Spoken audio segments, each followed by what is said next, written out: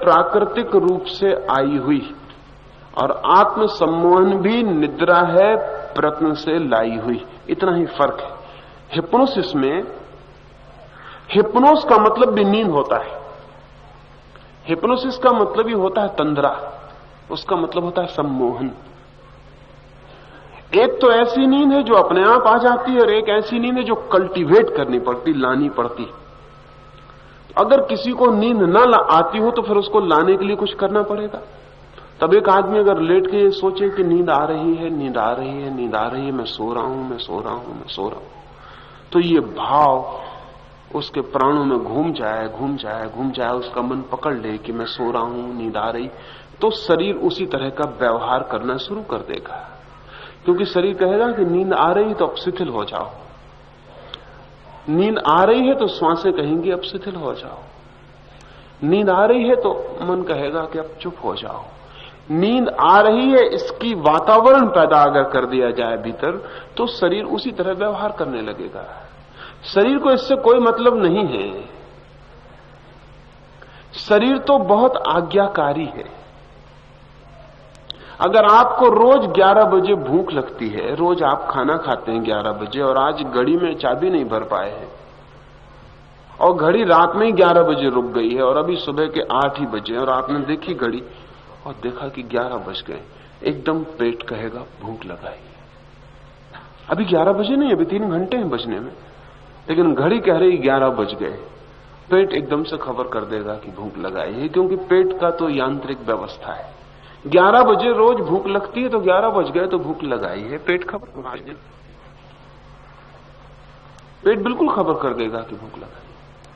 अगर रोज रात 12 बजे आप सोते हैं और अभी 10 ही बजे हैं और घड़ी ने 12 के घंटे बजा दिए, घड़ी के घंटे देख के आप फौरन पाएंगे कि तंद्रा उतरनी शुरू हो गई, क्योंकि शरीर कहेगा कि 12 बज गए, अब सो जाना चाहिए। शरीर बहुत आज्ञाकारी है और जितना स्वस्थ शरीर होगा उतना ज्यादा आज्ञाकारी होगा। स्वस्थ शरीर का मतलब ही ये होता है आज्ञाकारी शरीर। अस्वस्थ शरीर का मतलब होता है जिसने आज्ञा मानना छोड़ दिया। अस्वस्थ शरीर का और कोई मतलब नहीं होता, इतनी मतलब होता है कि आप आज्ञा देते हैं वो नहीं मानता। आप कहते हैं नींद आ रही, वो कहता कहां आ रही। आप कहते हैं भूख लगी, वो कहता बिल्कुल नहीं लगी। आज्ञा छोड़ दे वो शरीर अस्वस्थ हो जाता है, आज्ञा मान ले वो शरीर स्वस्थ है, क्योंकि वो हमारे अनुकूल चलता है, हमारे पीछे चलता है, छाया की तरह अनुगमन करता है। जब वो आज्ञा छोड़ देता है तो बड़ी मुश्किल खड़ी हो जाती है। तो हिप्नोसिस का मतलब, सम्मोहन का मतलब इतना है कि शरीर को आज्ञा देनी है और उसको आज्ञा में ले आना है। हमारी बहुत सी बीमारियां ऐसी हैं जो झूठी हैं, जो सच्ची नहीं है। 100 में से अंदाजन 50 बीमारियां बिल्कुल झूठी हैं। दुनिया में जो इतनी बीमारियां बढ़ती जाती हैं उसका कारण ये नहीं है कि बीमारियां बढ़ती जाती हैं, उसका कारण ये है कि आदमी का झूठ बढ़ता जाता है, तो झूठी बीमारियां बढ़ती चली जाती हैं। इसको ठीक से ख्याल में ले लें। ये तो रोज बीमारियां बढ़ रही हैं, इसका मतलब ही नहीं कि बीमारियां बढ़ती जाती हैं। बीमारियों को क्या मतलब है कि आप शिक्षित हो गए तो बीमारियां बढ़ जाएं, कि गरीबी कम हो गई तो बीमारियां बढ़ जाएं। कम होनी चाहिए बीमारियां, नहीं, आदमी झूठ बोलने की क्षमता बढ़ती चली जाती है। तो आदमी दूसरों से झूठ नहीं बोलता, अपने से भी झूठ बोल लेता है, वो बीमारियां भी पैदा कर लेता है। अगर समझ लें कि एक आदमी को बाजार जाने में कठिनाई है, दिवाला निकलने के करीब है, और उसका मन ये मानने को राजी नहीं होता कि वो दिवालिया हो सकता है, और बाजार में जाने की हिम्मत नहीं होती, दुकान पर कैसे जाए, जो दिखता है वही पैसे मांगता है। अचानक वो आदमी पाएगा उसने, उसको ऐसी बीमारी ने पकड़ लिया है जिसने उसे बिस्तर पर लगा दिया। ये क्रिएटेड बीमारी है, ये उसके चित्त ने पैदा कर ली। इस बीमारी के पैदा होने से दोहरे फायदे हो गए। एक फायदा ये हो गया कि अब वो कह सकता है कि मैं बीमार हूं इसलिए नहीं आता हूं। उसने अपने को भी समझा लिया और दूसरों को भी समझा दिया। अब इस बीमारी को किसी इलाज से ठीक नहीं किया जा सकता, क्योंकि ये बीमारी होती तो इलाज काम करता, ये बीमारी नहीं है। इसलिए इसको जितना दवाइयां दी जाएंगी ये और बीमार पड़ता जाएगा। अगर कभी दवाइयां देने से आपकी बीमारी ठीक ना हो तो आप जान लेना कि बीमारी दवाइयों वाली नहीं है। बीमारी कहीं और है जिसका दवाई से कोई संबंध नहीं है। आप दवाई को गाली देंगे और कहेंगे कि सब डॉक्टर मूर्ख हैं, इतना चिकित्सा कर रहे हो, मेरा इलाज नहीं होता। और आयुर्वेद से लेकर नेचुरोपैथी तक और एलोपैथी से होम्योपैथी तक चक्कर लग जाएंगे, कहीं भी कुछ नहीं होगा। कोई डॉक्टर आपके काम नहीं पड़ सकता, क्योंकि डॉक्टर ऑथेंटिक बीमारी, प्रमाणिक बीमारी को ही ठीक कर सकता है। झूठी बीमारी पे उसका कोई बस नहीं है। और मजा यह है कि जो झूठी बीमारी है उसको पैदा आप करने में रसलीन है, आप चाहते हैं कि वो रहे। स्त्रियों की बीमारियां 50% से भी ऊपर झूठी है,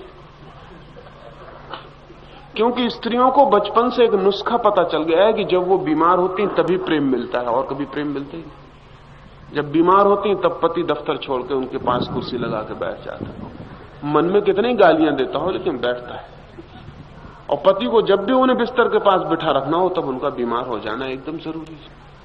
इसलिए स्त्रियां बीमार ही रही आएंगी, कोई मौका ही नहीं जब वो बीमार ना हो, क्योंकि बीमारी में ही वो कब्जा कर लेती है, सब पर हावी हो जाती है। बीमार आदमी घर भर का डिक्टेटर हो जाता है, बीमार आदमी तानाशाह हो जाता है। वो कहता है इस वक्त सब रेडियो बंद, तो सब रेडियो बंद करना पड़ता है। वो कहता है सब सो जाओ, तो सबको सोना पड़ता है। वो कहता है आज घर के बाहर कोई नहीं जाएगा, सब यहीं बैठ रहा, सबको बैठना पड़ता है। तो तानाशाही प्रवृत्ति जितनी होगी उतना आदमी बीमारी खो जाएगा, क्योंकि बीमार आदमी को कौन दुखी करे। अब वो जो कहता है मान लो, जब ठीक हो जाएगा तब ठीक है, लेकिन बड़ा खतरा है, हम इस तरह उसकी बीमारी को उकसावा दे रहे हैं।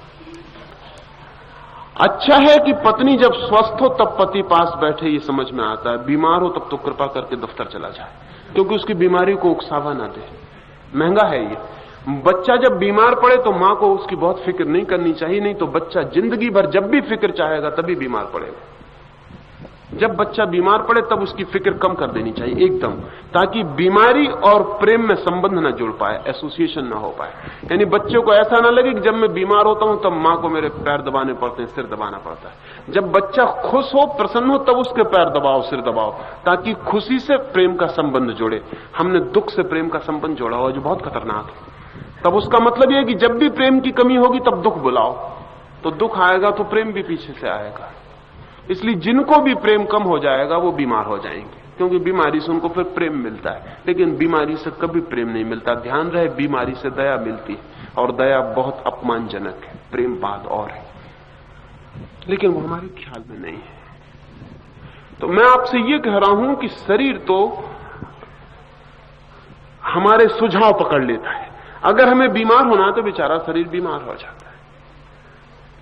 ऐसी बीमारियों को दूर करने के लिए हिप्नोसिस उपयोगी है, सम्मोहन उपयोगी है। उसका मतलब यह है कि झूठी बीमारी है, झूठी दवा से काम होगा, सच्ची दवा काम नहीं करेगी। तो अगर हमने मान लिया है कि हम बीमार हैं, तो अगर इससे विपरीत हम मानना शुरू कर दें कि हम बीमार नहीं हैं, तो बीमारी कट जाएगी, क्योंकि बीमारी हमारे मानने से पैदा हुई थी। इसलिए हिप्नोसिस बड़ी कीमती चीज है। और इस आज तो विकसित मुल्कों में ऐसा कोई बड़ा अस्पताल नहीं है जहां एक हिप्नोटिस्ट ना हो, जहां एक सम्मोहन करने वाला व्यक्ति ना हो। अमेरिका के या ब्रिटेन के बड़े अस्पतालों में डॉक्टरों के साथ एक हिप्नोटिस्ट भी रख दिया है, कि क्योंकि बीमारियां 50 ऐसी हैं जिनके लिए डॉक्टर बिल्कुल बेकार है, तो उनके लिए हिप्नोटिस्ट काम में आता है। वो उनको बेहोश करना सिखाता है कि तुम बेहोश हो जाओ और ये भाव करो कि तुम ठीक हो रहे हो, तुम ठीक हो रहे हो। क्या आपको पता है कि दुनिया में 100 सांपों में सिर्फ 97 सांप, 3% सांपों में जहर होता है, 97% सांपों में कोई जहर ही नहीं होता। लेकिन कोई भी सांप काटे आदमी मर जाएगा। बिना जहर वाले सांप से भी आदमी मर जाता है। इसलिए मंत्र तंत्र काम कर पाते। मंत्र तंत्र यानी झूठी इलाज। अब एक आदमी को ऐसे सांप ने काटा है जिसमें जहर है ही नहीं। अब इसको सिर्फ इतना विश्वास दिलाना जरूरी है कि सांप उतर गया, बस काफी है, सांप उतर जाएगा, सांप चढ़ा ही नहीं। और अगर इसको यह विश्वास ना आए तो यह आदमी मर सकता है। अगर इसको यह पक्का बना रहे कि सांप ने मुझे काटा है तो ये मरेगा, सांप ने मुझे काटा है इससे मरेगा, सांप के काटने से नहीं। मैंने सुना है एक बार ऐसी घटना घटी कि एक आदमी एक सराय से गुजरा और रात उस सराय में उसने खाना खाया और सुबह चला गया, जल्दी उठ के चला गया। साल भर बाद वापस लौटा उस रास्ते से, उस सराय में ठहरा तो उस सराय के मालिक ने कहा, आप सकुशल हैं? हम तो बड़े डर गए थे। क्या हो गया? तो जिस रात आप यहां ठहरे थे, जो खाना बना था उसमें एक सांप गिर गया, तो 4 आदमियों ने खाया, चारों मर गए। एक आप थे जो आप जल्दी उठ के चले गए, आपका हम बड़ी